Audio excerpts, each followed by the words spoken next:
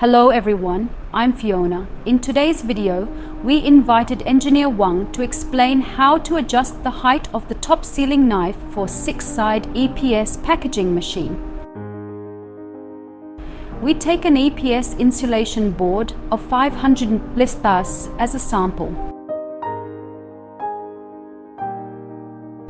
In the video, we can see that the sealing knife is too high and needs to be lowered by rotating the hand wheel.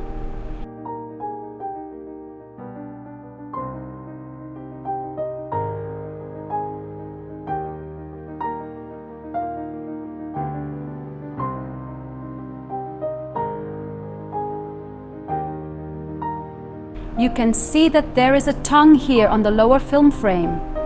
In the manual mode on the touch screen, press the manual top welding button and the top sealing knife on the upper sealing position will just press the tongue for sealing when the cylinder is in place. This is how it works.